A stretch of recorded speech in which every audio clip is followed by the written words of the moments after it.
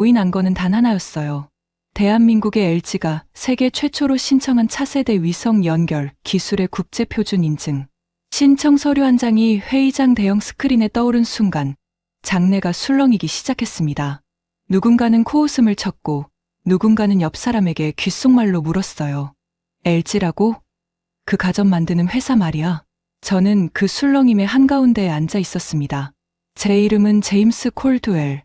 미국 연방통신위원회 FCC에서 위성주파수 정책을 총괄하는 심사관입니다. 올해로 28년째 이 일을 하고 있어요. 전 세계 어떤 위성도 제 책상 위 서류를 거치지 않고는 하늘에 자리를 잡을 수 없습니다. 그게 제 자부심이었죠.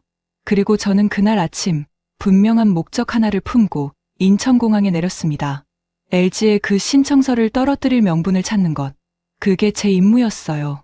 비행기에서 내릴 때부터 마음은 이미 정해져 있었습니다. 28년 동안 하늘 위 네트워크의 표준은 미국이 만들어 왔습니다. 우리가 길을 깔았고, 우리가 규칙을 정했고, 우리가 도장을 찍었어요.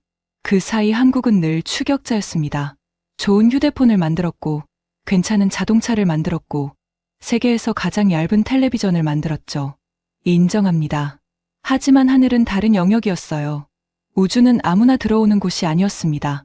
게다가 LG라니. 제 머릿속 LG는 냉장고였습니다. 우리 집 주방에도 LG 냉장고가 있었어요. 12년째 고장 한 번 안 나고 묵묵히 돌아가는 그런 회사. 튼튼하고 조용하고 믿음직한 가전회사. 그 이상도 이하도 아니었습니다. 그런 회사가 위성 통신의 세계 표준에 도전한다고요? 저는 신청서를 다시 한번 훑어봤습니다. 손끝으로 종이를 넘기는데 제 입가에 저도 모르게 옅은 비웃음이 걸렸어요. 그래, 어디 한번 보자. 하늘이 그렇게 만만한 곳이 아니라는 걸 가르쳐 주겠어. 그게 그날 아침 제 마음이었습니다.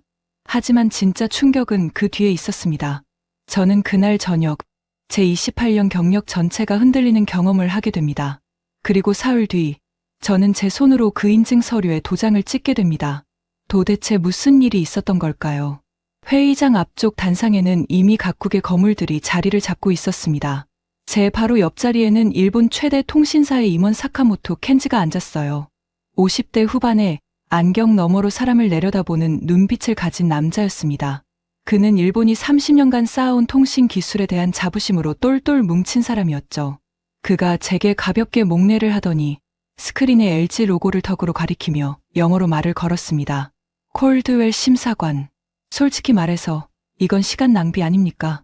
저는 어깨를 으쓱했습니다. 동의합니다. 하지만 절차는 절차니까요. 신청이 들어왔으면 평가는 해야죠. 평가라. 사카모토가 콧방귀를 뀌었어요. 한국 사람들은 늘 이런 식입니다. 우리 일본이 수십 년간 다져온 길을 단숨에 뛰어넘으려 하죠. 그러다 늘 벽에 부딪힙니다. 우주는 그렇게 호락호락한 곳이 아니에요. 그 순간 제 뒤에서 누군가 끼어들었습니다. 제 보좌관, 마커스 라이트였어요. 30대 중반에 야망으로 번들거리는 눈을 가진 친구였습니다. 마커스는 의자 등받이에 거만하게 기댄 채 큰 소리로 웃었어요. 주변 사람들이 다 들을 만큼 일부러 크게요. 사카모토 임원님 말씀이 100번 맞습니다. 제가 오는 비행기에서 LG 자료를 다 읽어봤는데요.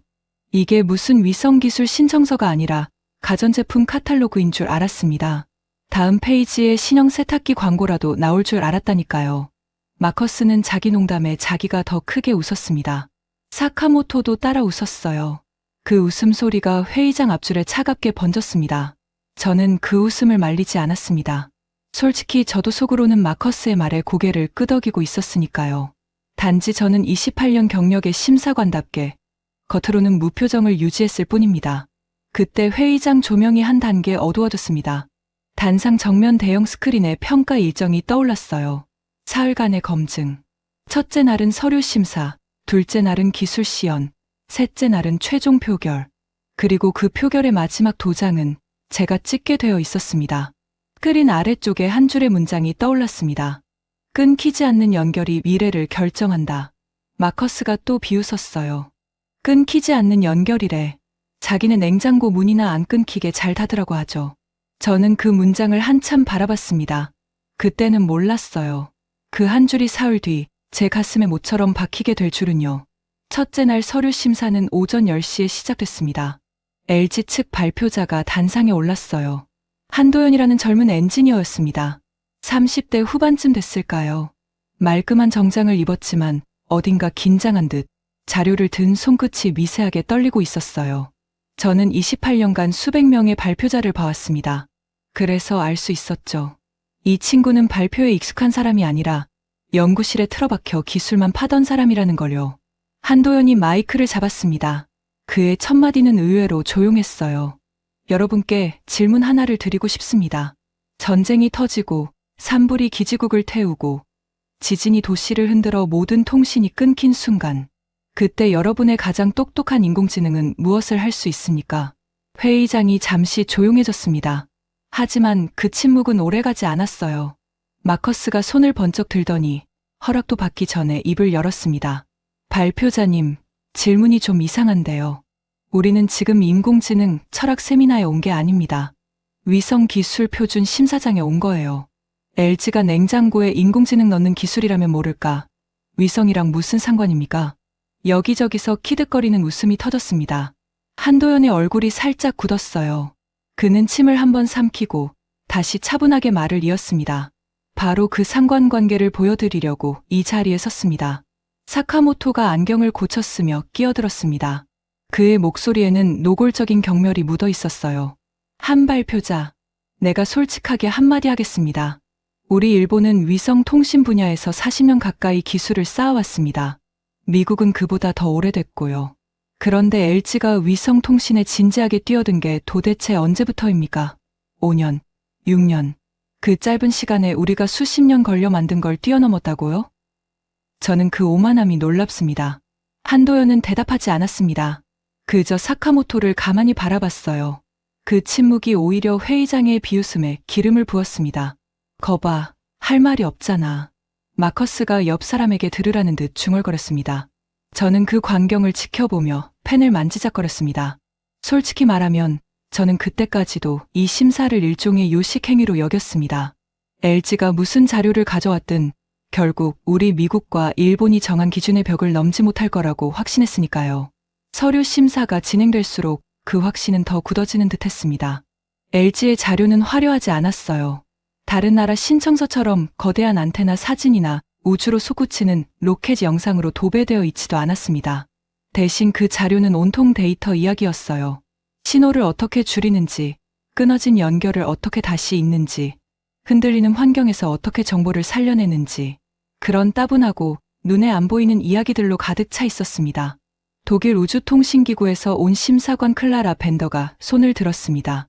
40대 초반에 감정을 좀처럼 드러내지 않는 냉정한 여성이었어요. 유럽에서 가장 까다로운 심사관으로 악명 높은 사람이었습니다. 발표자님, 자료를 보니 위성 자체의 성능 수치가 거의 없군요. 안테나 출력, 위성 수량, 궤도 정보, 이런 핵심 지표들이 빠져 있습니다. 대신 데이터 처리 이야기만 가득합니다. 이건 위성 기술 신청서가 맞습니까? 마커스가 또 끼어들려고 입을 벌렸습니다. 하지만 이번엔 한도연이 먼저 말했어요. 벤더 심사관님, 정확하게 보셨습니다. 저희가 자랑하고 싶은 건 위성의 크기가 아닙니다. 저희가 보여드리고 싶은 건 그 위성이 죽어가는 순간에도 살아남는 연결입니다. 죽어가는 순간이라. 클라라 벤더가 눈썹을 살짝 치켜 올렸어요. 추상적이군요. 심사장에서는 추상이 아니라 숫자가 필요합니다. 내일 보여드리겠습니다. 한도연의 목소리가 처음으로 단단해졌어요. 내일 시연에서 숫자로 증명하겠습니다. 마커스가 자리에서 작게 박수를 쳤습니다. 비아냥거리는 박수였어요. 좋습니다. 좋아. 내일 기대하죠. 냉장고 회사가 하늘에서 어떤 마법을 보여줄지 말입니다. 회의장에 또 한 번 웃음이 번졌습니다. 한도연은 그 웃음 속에서 조용히 단상을 내려갔어요. 내려가는 그의 등이 유난히 곧았습니다. 비웃음을 견디는 사람의 등이었어요. 그때 제 마음에 아주 작은, 정말 아주 작은 의문 하나가 스쳤습니다. 저 친구는 왜 저렇게 당당할까? 진짜로 보여줄 게 없는 사람의 표정이 아니었거든요. 하지만 저는 그 의문을 곧바로 밀어냈습니다. 28년 경력이 제게 속삭였어요. 콜드웰, 흔들리지 마. 너는 이걸 떨어뜨리러 왔잖아. 그날 저녁, 저는 혼자 행사장 로비를 걷고 있었습니다. 서울의 밤이 통유리창 너머로 펼쳐져 있었어요. 끝없이 이어진 불빛들. 도시 전체가 거대한 회로처럼 빛나고 있었습니다.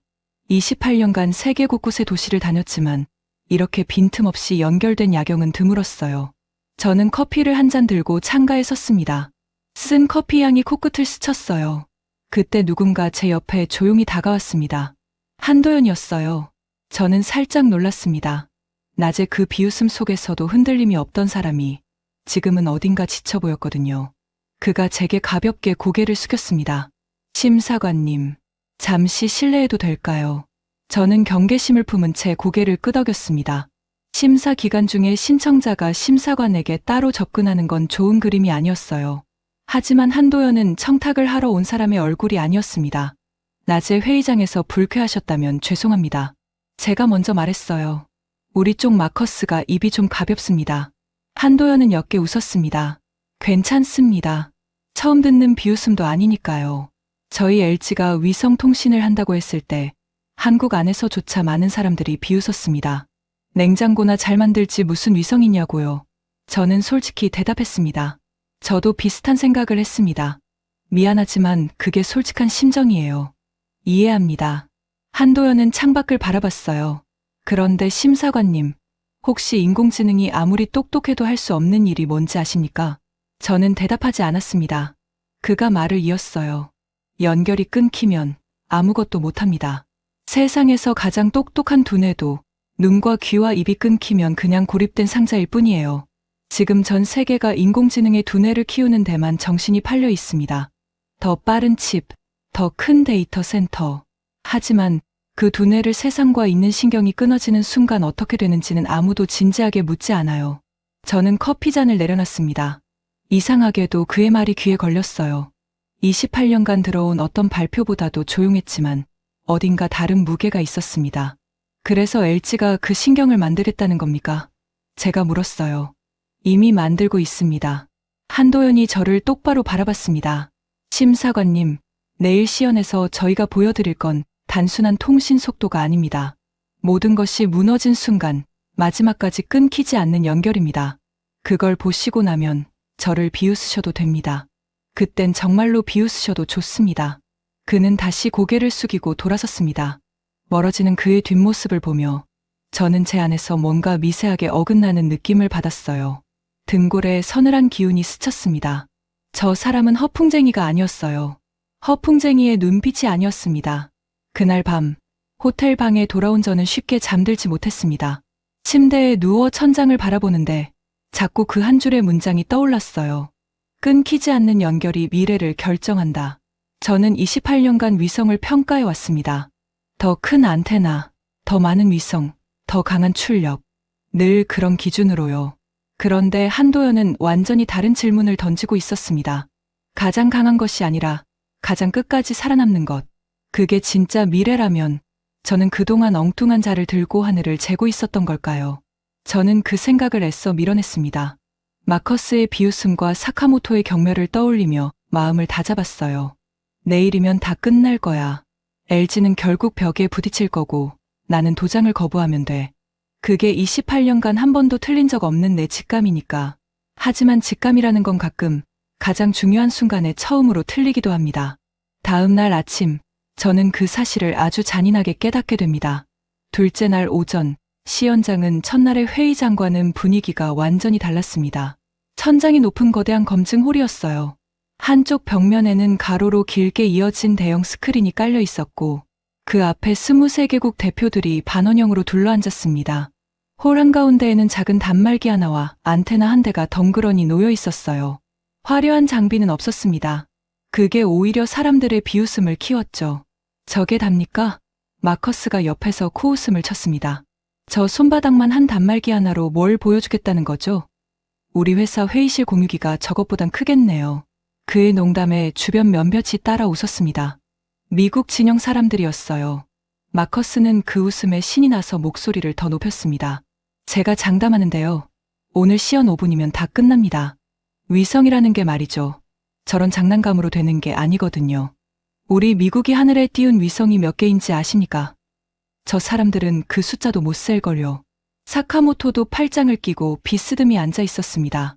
그의 입가에는 처음부터 비웃음이 걸려 있었어요. 마치 결과를 다 안다는 표정이었죠. 그가 제 쪽으로 몸을 기울이며 낮게 말했습니다. 콜드웰 심사관, 내기할까요? 저 단말기가 켜지자마자 오류가 날 겁니다. 한국 제품이 늘 그렇듯이요. 처음엔 그럴듯한데 정작 중요한 순간에 멈추죠. 저는 대답하지 않았습니다. 그저 가볍게 어깨를 으쓱했을 뿐이에요. 사실 저도 속으로는 비슷한 생각을 하고 있었습니다. 28년 경력이 제게 속삭였죠. 콜드웰, 저건 쇼야. 화려한 자료 뒤에 빈 깡통이 숨어 있을 뿐이라고요. 한도연이 단말기 옆에 섰습니다. 그 옆에는 LG 연구원 2명이 노트북을 열고 대기하고 있었어요. 한도연이 마이크를 잡았습니다. 그의 손끝은 어제처럼 미세하게 떨렸지만 목소리는 차분했습니다.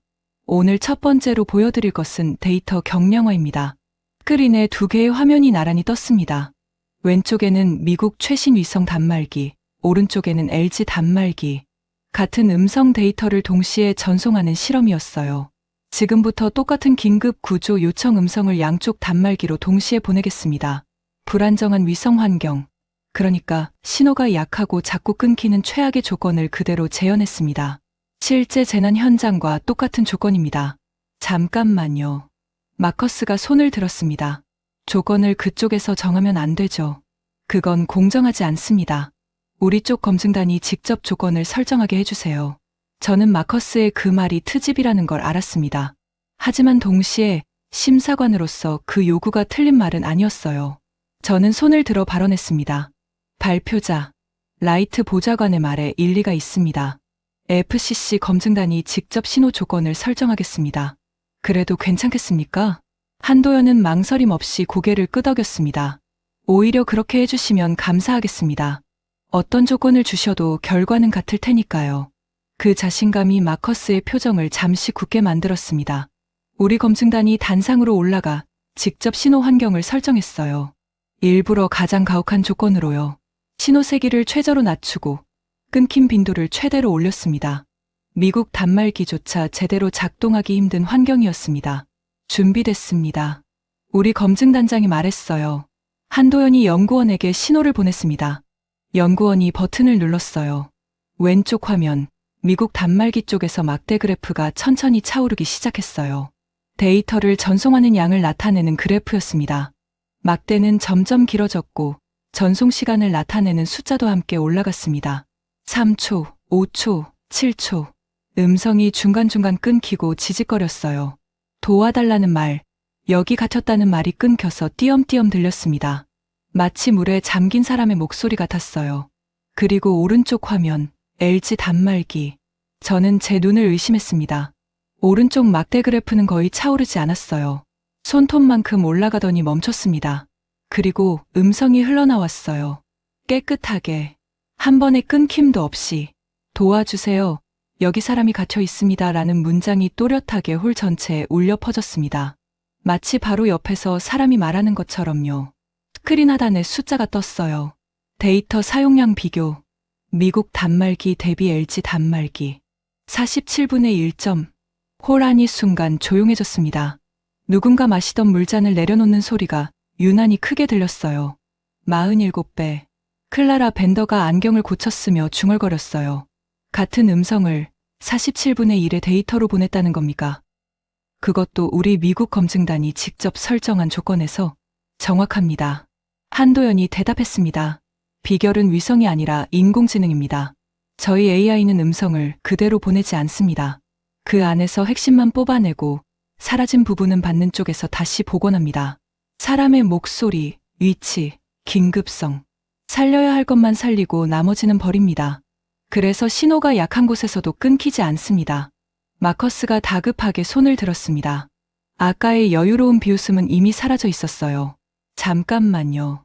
그건 음성을 압축한 거 아닙니까? 압축하면 당연히 데이터가 줄죠.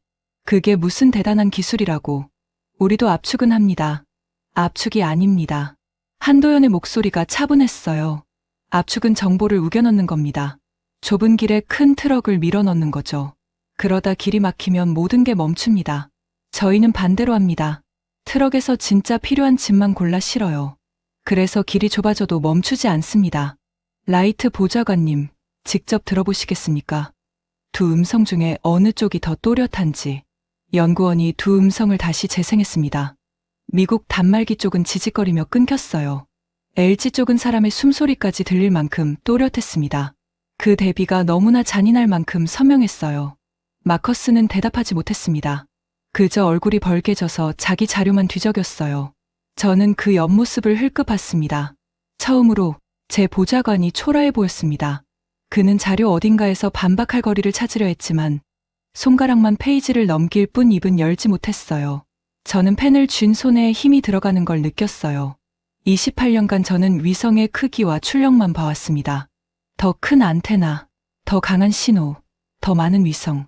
그게 전부라고 믿었죠. 그런데 LG는 위성을 건드리지 않고 그 안을 흐르는 데이터 자체를 다시 설계해버렸어요. 누구도 시도하지 않은 방향이었습니다. 등줄기를 타고 서늘한 기운이 올라왔습니다. 클라라 벤더가 다시 입을 열었습니다. 발표자님, 음성은 인정하겠습니다. 그런데 영상은 어떻습니까? 음성보다 영상이 훨씬 무겁습니다. 재난 현장에서는 드론 영상, 위치 정보, 센서 데이터가 동시에 쏟아집니다. 그것도 가능합니까? 보여드리겠습니다. 한도연이 연구원에게 손짓했어요. 스크린이 바뀌었습니다. 이번엔 드론이 촬영한 산불 영상이었어요. 화면 가득 붉은 불길이 일렁였습니다. 그 영상을 양쪽 단말기로 동시에 전송하는 실험이었어요. 왼쪽 미국 단말기. 영상이 뚝뚝 끊겼습니다. 화면이 깨지고 멈추고 한참 만에 다시 움직였어요. 불길이 어디로 번지는지 알아볼 수 없었습니다. 오른쪽 LG 단말기. 영상이 부드럽게 흘렀어요. 화질은 약간 거칠었지만 불길의 방향과 속도가 또렷하게 보였습니다. 화면 한쪽에 인공지능이 분석한 정보가 떴어요. 불길 확산 방향 북동쪽. 예상 도달 시간 12분. 대피로 남서쪽 능선. 저희 AI는 영상에서 가장 중요한 정보만 살립니다. 한도연이 설명했어요. 화질을 조금 포기하더라도 불길의 방향과 속도라는 진짜 중요한 정보는 절대 잃지 않습니다. 재난 현장에서 필요한 건 예쁜 화면이 아니라 살아남을 정보니까요. 홀 안의 공기가 무거워졌습니다. 아침에 그 비웃음은 어디론가 사라지고 없었어요. 23개국 대표들이 서로의 얼굴을 살피기 시작했습니다. 하지만 이건 시작에 불과했어요. 진짜 충격은 오후에 찾아왔습니다. 점심 휴식 뒤 검증홀의 조명이 다시 어두워졌습니다. 휴식 시간 내내 홀 곳곳에서 수군거림이 끊이지 않았어요. 미국 진영 사람들은 마커스 주변에 모여 뭔가를 의논했고 유럽 대표들은 자기들끼리 심각한 표정으로 이야기했습니다. 사카모토는 혼자 창가에 서서 식은 커피를 들고 있었어요. 그의 얼굴에서 아침의 여유는 보이지 않았습니다. 한도연이 단상에 올라 입을 열었어요. 그의 목소리에는 이제 긴장 대신 어떤 결의 같은 게 실려 있었습니다. 오전에는 평상시의 연결을 보여드렸습니다. 오후에는 위기의 연결을 보여드리겠습니다. 지금부터 가상 재난 상황을 시작하겠습니다. 대형 스크린에 거대한 지도가 떠올랐습니다. 가상의 해안 도시였어요. 그 위에 수백 개의 점이 반짝였습니다. 기지국, 통신 케이블, 데이터 센터, 그리고 바다 위의 선박들. 모든 연결망이 살아 숨쉬고 있었어요. 도시 전체가 거대한 회로처럼 빛났습니다. 지금부터 이 도시에 재난이 발생합니다. 한도연이 말했습니다.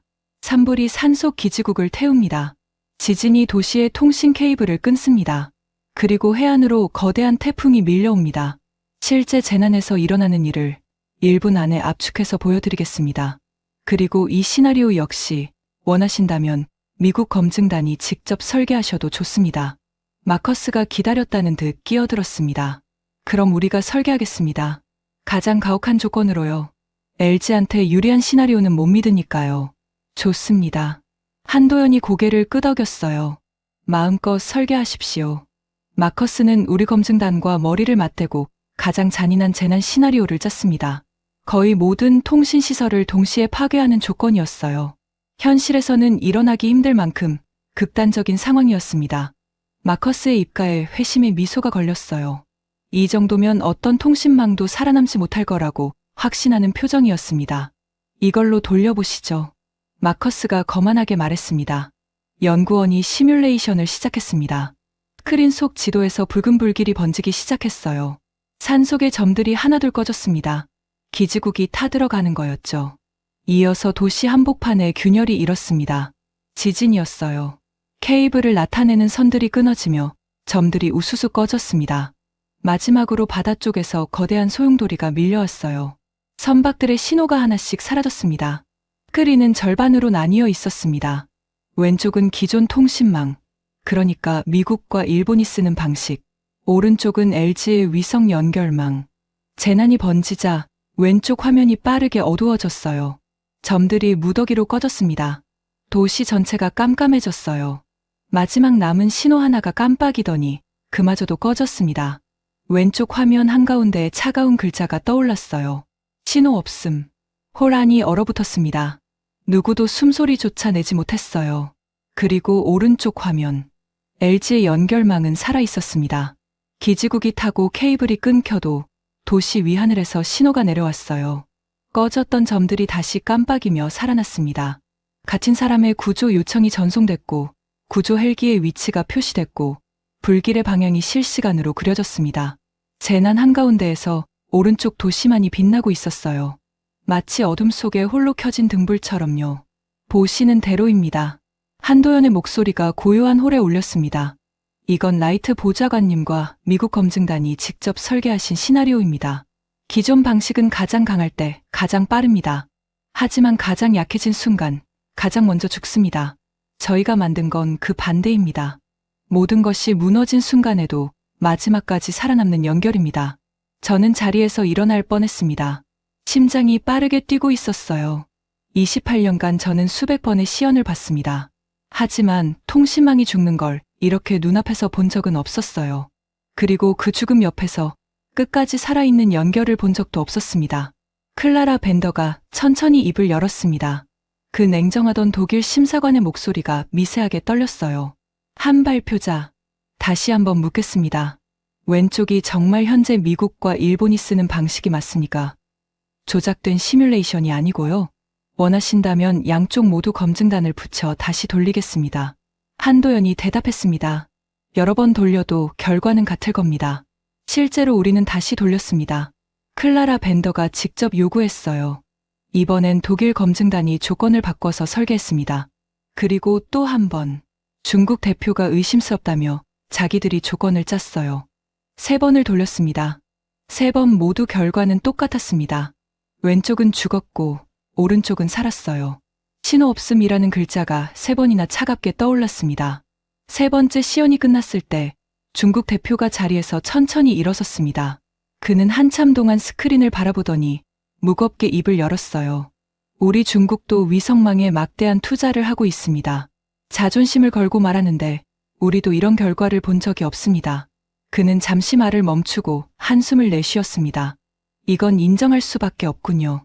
마커스가 벌떡 일어섰습니다. 얼굴이 하얗게 질려 있었어요. 이건 함정입니다. LG가 무슨 수를 쓴 게 분명해요. 실제 재난에서 저렇게 될 리가 없어요. 라이트 보좌관. 제가 그를 불렀습니다.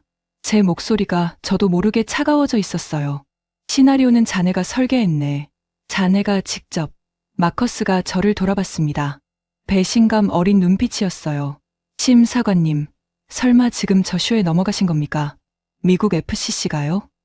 안게. 저는 다시 한번 또박또박 말했습니다. 마커스는 입술을 깨물고 자리에 주저앉았습니다. 하지만 그의 눈에는 여전히 인정되신 도끼가 서려 있었어요. 그는 노트북에 뭔가를 빠르게 적기 시작했습니다. 나중에 알았지만 그건 이 시연을 무효로 만들 트집거리를 찾는 메모였습니다. 그는 끝까지 그런 사람이었어요. 진실 앞에서 눈을 감기로 선택한 사람. 그때 사카모토를 봤습니다. 팔짱을 끼고 비웃던 그 일본인 임원은 더 이상 웃고 있지 않았습니다. 그는 스크린 속 신호 없음이라는 글자를 뚫어지게 바라보고 있었어요. 그의 얼굴에서 핏기가 가시고 있었습니다. 그의 손에 들린 커피잔이 미세하게 흔들렸어요. 시연이 끝나고 짧은 휴식 시간이 주어졌습니다. 홀이 술렁였어요. 사람들이 삼삼오오 모여 방금 본 장면을 이야기했습니다. 믿을 수 없다는 표정들, 동요하는 목소리들. 저는 그 소란 속에서 혼자 단말기 쪽으로 걸어갔습니다. 그 작은 LG 단말기를 직접 보고 싶었어요. 한도연이 거기 서 있었습니다. 그는 단말기를 손으로 가만히 쓸어내리고 있었어요. 마치 오래된 친구를 어루만지듯이. 심사관님. 그가 저를 보고 말했습니다. 직접 보시겠습니까? 저는 고개를 끄덕였습니다. 그가 단말기를 제 손에 쥐어줬어요. 생각보다 가벼웠습니다. 차갑고 단단했어요. 이 작은 물건 하나가 방금 도시 하나를 살려냈다는 게 믿기지 않았습니다. 왜죠? 제가 물었습니다. 왜 LG가 이걸 만든 겁니까? 냉장고를, 텔레비전을 잘 만들면 됐잖아요. 돈도 그쪽이 더 됐을 텐데. 왜 하필 이 어렵고 돈도 안 되는 걸. 한도연은 한참 동안 대답하지 않았습니다. 그는 창밖을 바라봤어요. 서울의 하늘이 저물고 있었습니다. 붉은 노을이 도시 위로 천천히 내려앉고 있었어요. 제 아버지 이야기를 해도 될까요? 그가 조용히 말했습니다. 저는 그를 바라봤습니다. 그의 눈빛이 어딘가 먼 곳에 가 있었어요. 제 아버지는 재난통신 기술자였습니다. 산에서, 바다에서, 무너진 건물 속에서 끊어진 통신을 다시 잇는 일을 하셨어요. 누군가는 해야 하는 일이지만 아무도 알아주지 않는 일이었죠. 사람들은 통신이 끊겼을 때만 화를 내고 다시 이어지면 금방 잊어버리니까요. 그의 목소리가 미세하게 떨리기 시작했습니다. 제가 어릴 때 아버지는 늘 한밤중에 전화를 받고 집을 나서셨어요. 태풍이 오는 밤이면 어머니가 현관에서 아버지를 붙잡곤 했습니다. 이런 날 꼭 나가야 하냐고요. 그러면 아버지는 늘 같은 말씀을 하셨어요. 지금 저 산속에서, 저 바다 위에서 누군가는 연결이 끊겨 떨고 있을 거라고. 그 사람들한테는 내가 마지막 희망이라고요. 저는 단말기를 쥔 손에 저도 모르게 힘이 들어갔습니다. 제가 대학생이던 어느 해, 큰 산불이 났습니다. 사흘 밤낮으로 꺼지지 않는 불이었어요. 아버지는 기지국이 불타는 산으로 들어가셨어요. 끊어진 통신을 살리겠다고요. 모두가 산에서 나오는데 아버지만 산으로 들어가셨습니다. 한도연이 잠시 말을 멈췄습니다. 그는 깊게 숨을 들이켰어요. 그의 어깨가 가늘게 떨렸습니다. 그날 밤 아버지는 산속에서 길을 잃으셨습니다. 바람이 갑자기 방향을 바꿔서 불길이 아버지 쪽으로 번졌어요. 아버지는 구조를 요청하려고 휴대폰을 드셨는데 그가 다시 말을 멈췄습니다. 저는 그의 다음 말을 기다렸어요. 홀의 소란이 멀게 느껴졌습니다. 화면에 신호 없음이라고 떠 있었답니다. 통신을 살리러 들어가신 분이 정작 본인의 신호가 없어서 구조 요청을 못 하셨어요. 아버지는 그 화면을 마지막으로 보셨습니다. 평생 남의 끊어진 연결을 이어주신 분이 정작 당신의 마지막 순간엔 연결이 없었어요. 저는 손에 쥔 단말기를 내려다봤습니다. 가슴 한구석이 묵직하게 내려앉았어요. 아까 스크린에 떠올랐던 그 차가운 글자, 신호 없음. 그게 한 사람의 마지막 화면이었다니. 그 글자가 갑자기 전혀 다른 무게로 다가왔습니다.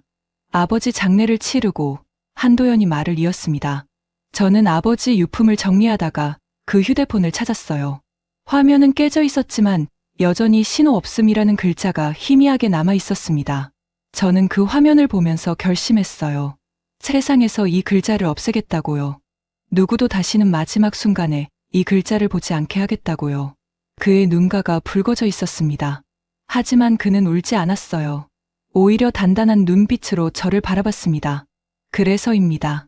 아무리 똑똑한 세상이 와도 마지막 순간에 신호가 없으면 아무 소용없습니다. 인공지능이 아무리 발전해도 그 신호가 현장에 닿지 못하면 그건 그냥 데이터 센터 안에 갇힌 똑똑한 상자일 뿐이에요. 가장 화려한 기술이 아니라 가장 끝까지 끊기지 않는 연결. 저는 그걸 만들고 싶었습니다. 아버지가 보셨던 그 화면을 세상 누구도 다시는 보지 않게요. 저는 아무 말도 할 수 없었습니다. 입이 떨어지지 않았어요. 목구멍이 뜨거워졌습니다. 28년간 저는 통신을 숫자로만 봐왔습니다.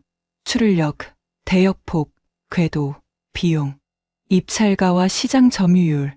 그런데 이 젊은 엔지니어에게 통신은 숫자가 아니었어요.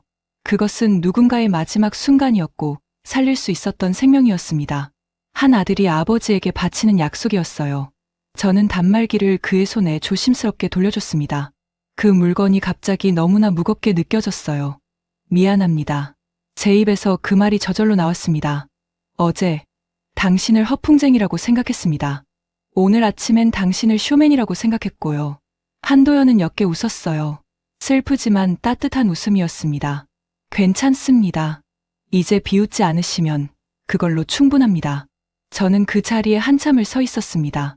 창밖으로 서울의 불빛이 하나둘 켜지고 있었어요. 그 빛 하나하나가 누군가의 연결이라는 생각이 처음으로 들었습니다. 그리고 저는 미국에 두고 온 제 딸을 떠올렸습니다. 올해 19이 된 대학 입학을 앞둔 아이를요.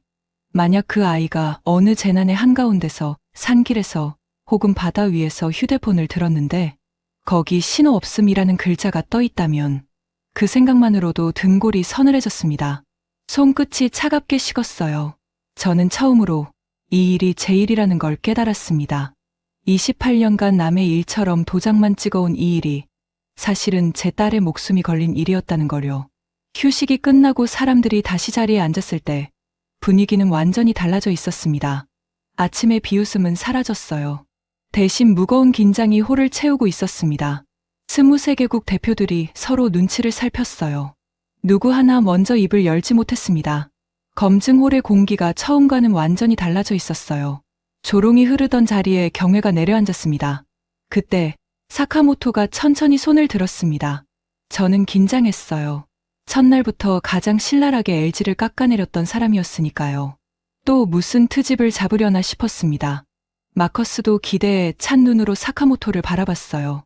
자기 대신 LG를 공격해줄 우군이라고 여겼던 거죠. 마커스의 눈에 다시 도끼가 살아났습니다. 사카모토가 자리에서 일어섰습니다. 그는 한참 동안 말이 없었어요. 그러더니 안경을 벗어 손에 쥐었습니다.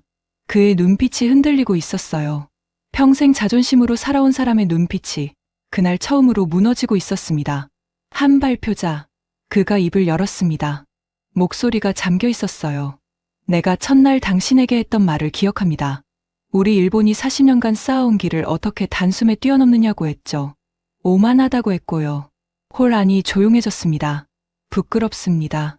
사카모토가 말했어요. 사실 우리 일본도 이 기술을 검토했었습니다. 10년 전에요. 데이터를 줄이는 방향, 인공지능으로 연결을 살리는 방향이요. 우리 연구진이 보고서를 올렸습니다. 가능성이 있다고요. 하지만 우리 경영진은 포기했습니다. 너무 어렵고 너무 돈이 많이 들고 당장 돈이 안 된다고 판단했으니까요. 그는 잠시 눈을 감았다 떴습니다. 우리는 안전한 길을 택했습니다. 큰 위성, 강한 출력, 늘 해오던 방식이요. 확실하게 돈이 되는 길이요. 그 보고서를 올렸던 젊은 연구원은 회사에 실망해서 결국 떠났습니다. 저는 그때 그 친구를 붙잡지 않았어요. 쓸데없는데 매달린다고 생각했으니까요. 그의 목소리가 떨렸습니다. 그런데 LG는 우리가 포기한 그 어려운 길을 끝까지 갔군요.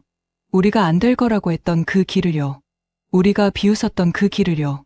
우리가 떠나보낸 그 젊은 연구원의 꿈을 한국의 LG가 대신 이뤄냈습니다.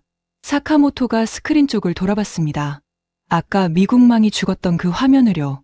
솔직히 인정하겠습니다. 우리가 졌습니다. 머스크의 위성보다도 우리 일본보다도 LG가 더 멀리 갔습니다. 더 빨랐고요. 이건 제 40년 기술자 인생을 걸고 드리는 말씀입니다. 마커스가 벌떡 일어났습니다. 사카모토 이모님, 지금 무슨 말씀을 하시는 겁니까? 일본이 미국 편 아니었습니까? 우리가 같이 이 신청을 맡기로 했잖습니까? 사카모토가 마커스를 차갑게 내려다봤습니다. 라이트 보좌관. 나는 어느 나라 편도 아닙니다. 나는 기술자입니다. 기술자는 진실 앞에서 편을 가르지 않아요. 내가 평생 지켜온 단 하나의 원칙이 그겁니다. 당신이 끝까지 눈을 감겠다면 그건 당신 자유입니다. 하지만 나는 내 40년 경력을 걸고 말합니다. 오늘 내가 본 건 진짜입니다. 그리고 진짜를 가짜라고 우기는 사람은 기술자가 아니라 장사꾼이에요. 마커스의 얼굴이 일그러졌어요. 그는 도움을 청하듯 저를 돌아봤습니다. 심사관님, 심사관님은 다르시죠. 미국 FCC가 이런 쇼에 넘어갈 리 없잖습니까? 우리가 여기 왜 왔습니까? 이걸 떨어뜨리러 왔잖습니까? 그 말에 호란이 다시 술렁였습니다. 우리가 이 신청을 떨어뜨리러 왔다는 사실이 마커스의 입을 통해 모두에게 드러난 순간이었어요. 23개국 대표들의 시선이 일제히 저를 향했습니다. 제 손에 이 평가의 마지막 도장이 쥐어져 있다는 걸 모두가 알고 있었습니다. 저는 천천히 일어섰습니다. 심장이 묵직하게 뛰었어요. 입안이 바짝 말랐습니다. 등에 식은땀이 흘렀어요. 라이트 보좌관. 제가 입을 열었습니다. 자네에게 한 가지 묻겠네. 자네는 오늘 저 화면에서 죽어가던 도시를 봤나, 못 봤나? 마커스가 당황했어요. 그건 조작된. 봤나, 못 봤나? 저는 다시 물었습니다. 목소리에 힘을 실었어요. 봤습니다. 하지만 시나리오는 자네가 짰지. 제가 말을 잘랐습니다. 가장 가혹하게. 자네 손으로. 마커스가 입을 다물었습니다. 나도 봤네. 저는 천천히 말했습니다. 그리고 나는 28년간 이 일을 해왔지만 죽은 통신망 옆에서 끝까지 살아있는 연결을 본 건 오늘이 처음이야. 자네에게는 그게 쇼로 보였나 모르겠지만 나에게는 아니었어. 마커스의 입이 벌어졌습니다. 그는 믿을 수 없다는 표정으로 저를 바라봤어요. 그러더니 얼굴이 시뻘개져서는 자기 자리에 털썩 주저앉았습니다. 그는 더 이상 아무 말도 하지 못했어요.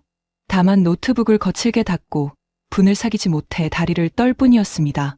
끝까지 인정하지 않는, 그러나 아무도 자기 편을 들어주지 않는 외톨이의 모습이었어요. 저는 아직 최종 결정을 내리지 않았습니다. 셋째 날의 표결이 남아 있었으니까요. 하지만 제 안에서 28년간 단 한 번도 흔들린 적 없던 무언가가 그날 조용히 무너지고 있었어요. 그리고 저는 알고 있었습니다. 내일, 셋째 날, 제 손에 쥐어진 그 도장을 어떻게 해야 할지를 이미 제 가슴이 먼저 알고 있다는 걸요. 창밖으로 서울의 밤이 완전히 내려앉았습니다. 도시의 불빛이 별처럼 빛났어요. 끝없이 이어진 그 빛들이 오늘따라 유난히 따뜻해 보였습니다. 저는 그 불빛을 바라보며 다시 한번 제 딸을 생각했습니다. 내일이면 모든 게 결정됩니다. 그리고 그 결정은 제가 28년간 믿어온 모든 것을 뒤집는 결정이 될 터였습니다. 저는 호텔로 돌아가는 차 안에서 한도연이 했던 마지막 말을 떠올렸습니다. 세상에서 그 글자를 없애겠다는 약속을요. 그날 밤, 저는 또 한 번 잠들지 못했습니다. 셋째 날 아침, 검증홀은 첫날과 완전히 다른 곳이 되어 있었습니다. 전 세계 언론사 카메라 수십 대가 홀 뒤편에 늘어섰어요. 이날 마지막 시연은 전 세계에 생중계되기로 되어 있었습니다. 23개국 정부, 주요 통신사, 국제기구가 실시간으로 지켜보는 자리였죠. 둘째 날의 시연 영상이 전날 밤 이미 인터넷에 퍼져 있었거든요. 미국망이 죽고 LG망만 살아남는 그 장면이요. 그래서 모두가 오늘을 기다리고 있었습니다. 저는 단상 앞 심사석에 앉았습니다. 제 손에는 표결지와 인증 도장이 놓여 있었어요. 28년간 수없이 잡아온 그 도장이 그날따라 유난히 묵직하게 느껴졌습니다. 마커스가 제 옆자리에 앉았어요. 밤새 한숨도 못 잔 얼굴이었습니다. 그가 제게 낮게 속삭였어요. 심사관님, 마지막으로 부탁드립니다. 이 인증 보류시켜 주세요. 추가 검증이 필요하다고만 하면 됩니다. 시간을 벌면 워싱턴에서 대응할 수 있어요. 우리 미국 기업들도 따라잡을 시간이 필요합니다. 저는 그를 바라봤습니다. 마커스, 자네가 두려워하는 게 뭔가? 두려운 게 아니라, LG가 무서운 게 아니라 제가 말을 잘랐습니다. 진실이 무서운 거겠지. 마커스는 입을 다물었습니다. 그의 눈에 마지막 남은 도끼가 번뜩였어요. 하지만 그는 더 이상 아무 힘이 없었습니다. 단상에 한도연이 올랐습니다. 그의 곁에는 LG 연구팀이 함께 섰어요. 오늘만큼은 그가 혼자가 아니었습니다. 오늘 마지막으로 보여드릴 것은 한도연이 입을 열었습니다. 실제 환경에서의 무중단 연결입니다. 시뮬레이션이 아닙니다. 지금 이 순간 실제로 작동하는 연결입니다. 대형 스크린에 세계 지도가 떠올랐어요. 그 위에 세 개의 점이 빛났습니다. 태평양 한가운데를 항해 중인 실제 선박 한 척, 알프스 깊은 산 속에 있는 실제 등반팀, 그리고 사막 한복판의 실제 구조 차량, 모두 지상 통신이 닿지 않는 가장 외진 곳들이었어요. 이 세 곳은 지금 지상 통신이 전혀 닿지 않는 곳입니다. 한도연이 설명했습니다. 그리고 지금부터 저희가 그 모든 통신 환경을 의도적으로 교란하겠습니다. 위성 신호를 약하게 만들고 끊김을 최대로 일으키겠습니다. 실제 재난과 똑같은 조건으로요. 자, 시작합니다. 화면 속 신호 표시가 요동치기 시작했습니다. 빨간 경고등이 깜빡였어요. 일반적인 통신이라면 진작 끊겼을 조건이었습니다. 홀 안에 모두가 숨을 죽였습니다. 저도 모르게 도장을 쥔 손에 힘이 들어갔어요. 그리고 그 순간 스크린에 세 개의 영상이 동시에 떠올랐습니다. 태평양의 선박에서 선장이 손을 흔들었어요. 여기는 태평양 한가운데입니다. 화면 잘 보이십니까? 그의 목소리가 또렷하게 홀에 울렸습니다. 단 한 번의 끊김도 없이요. 알프스 산속 등반팀의 영상이 떴습니다. 눈보라가 치는 와중에도 화면이 선명했어요. 해발 3,000m입니다. 지금 눈보라가 심한데 연결은 완벽합니다. 사막의 구조 차량에서도 영상이 흘렀습니다. 모래 폭풍 한가운데입니다. 신호 그대로 살아 있습니다. 세 곳의 가장 가혹한 환경에서 신호는 1초도 끊기지 않았습니다. 홀 안이 정적에 휩싸였습니다. 그리고 곧 누군가의 박수 소리가 터졌어요. 한 사람이 시작한 박수가 곧 홀 전체로 번졌습니다. 23개국 대표들이 자리에서 일어나 박수를 쳤어요. 카메라 플래시가 폭죽처럼 터졌습니다. 저는 그 박수 속에서 사카모토를 봤습니다. 그 일본인 임원이 자리에서 천천히 일어나더니 단상의 한도연을 향해 깊이 고개를 숙였습니다. 그리고 또렷한 목소리로 말했어요. 머스크보다 빨랐습니다. 누구도 못한 걸 엘치가 먼저 해냈어요. 저는 오늘 일본 통신 역사에 기록할 겁니다. 우리가 안 될 거라 비웃었던 그 길에서 한국이 세계 최초로 하늘길을 열었다고요. 그 순간 마커스가 벌떡 일어섰습니다. 그가 마지막으로 발악했어요. 잠깐, 저건 미리 짜놓은 연출일 수도 있습니다. 저 선박과 등반팀이 진짜라는 증거가 어디 있습니까? 홀 안의 시선이 일제히 마커스에게 쏠렸습니다. 비웃음과 한심함이 섞인 시선이었어요. 클라라 벤더가 차갑게 입을 열었습니다. 라이트 보좌관. 저 세 곳의 위치는 우리 독일 검증단이 30분 전에 직접 무작위로 지정했습니다. 당신도 그 자리에 있었고요. 연출이라뇨? 부끄러운 줄 아세요. 마커스의 얼굴이 새빨개졌습니다. 그는 입을 뻐끔거렸지만 아무 말도 나오지 않았어요. 그러더니 자기 서류를 챙겨들고 홀 밖으로 도망치듯 빠져나갔습니다. 누구도 그를 붙잡지 않았어요. 끝까지 진실을 외면한 사람의 초라하고 외로운 퇴장이었습니다. 이제 표결만이 남았습니다. 23개국 대표들이 차례로 투표했어요. 결과가 스크린에 떴습니다. 찬성 23 반대 0점 만장일치였습니다. 마지막으로 제 차례였습니다. 저는 천천히 일어섰습니다. 홀 안의 모든 시선이, 전 세계 카메라가 저를 향했어요. 28년간 단 한 번도 손이 떨린 적 없던 제가 그날 처음으로 도장을 쥔 손이 떨렸습니다. 저는 한도연을 바라봤습니다. 그가 저를 마주 봤어요. 그의 눈빛 속에서 저는 그의 아버지를 봤습니다. 신호 없음 화면을 마지막으로 봤던 한재난 통신 기술자를요. 저는 인증 서류 위에 도장을 찍었습니다. 쿵. 그 소리가 홀 전체에 울렸습니다. FCC를 대표하여 제 목소리가 떨렸습니다. 그리고 28년 경력의 심사관으로서 말합니다. 저는 이 기술을 떨어뜨리러 이곳에 왔습니다. 그게 제 임무였어요. 하지만 저는 지금 제 손으로 이 기술을 세계 표준으로 승인합니다. 왜냐하면 이건 한 회사의 기술이 아니라 인류가 재난 앞에서 살아남을 수 있는 마지막 연결이기 때문입니다. 홀 안에 다시 박수가 터졌습니다. 저는 그 박수 속에서 단상의 한도연이 조용히 눈물을 훔치는 걸 봤습니다. 표준 인증이 통과된 그날, 세계는 뒤집혔습니다.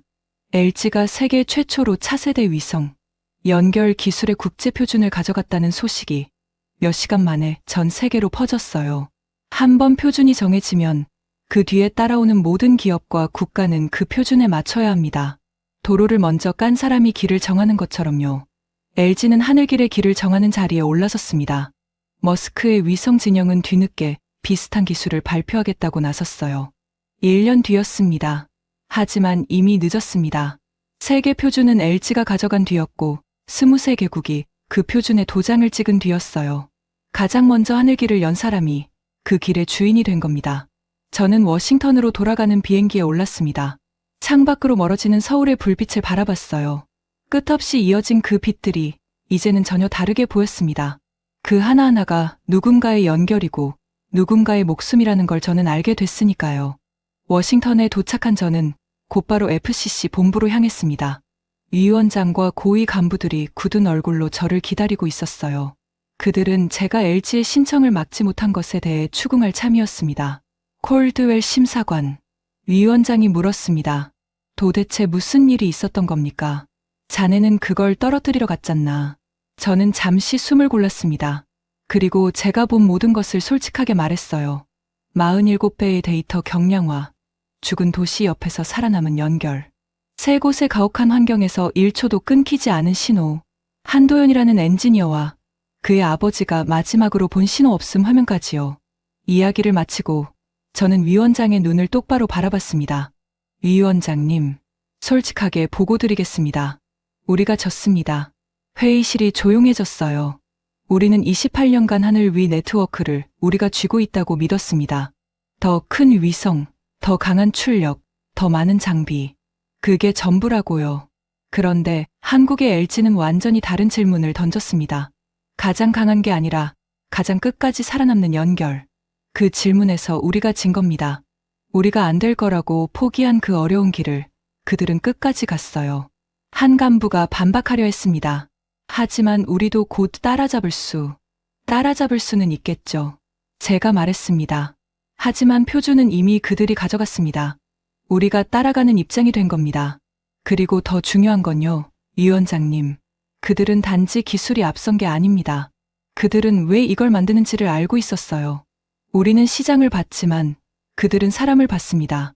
그 차이가 오늘의 결과를 만든 겁니다. 저는 자리에서 일어섰습니다. 이제 우리가 할 일은 그들을 깎아내리는 게 아닙니다. 그들에게 배우는 겁니다.